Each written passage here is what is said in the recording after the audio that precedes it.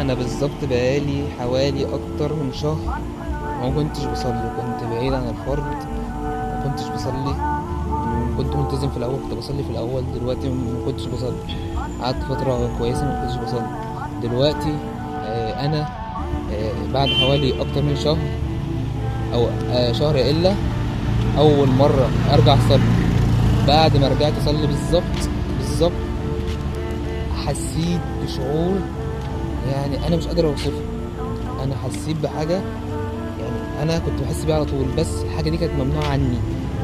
اول ما دخلت الجامع وبدات اصلي في الفجر حسيت براحه، حسيت بحاجه كده ريحتني. يعني كنت الفتره اللي فاتت دي مضغوط جدا جدا جدا، بس ما دخلت حسيت كده كاني يعني اللي هو ما عادش في حاجه في الدنيا. يعني انا هخفف عنك كل حاجه.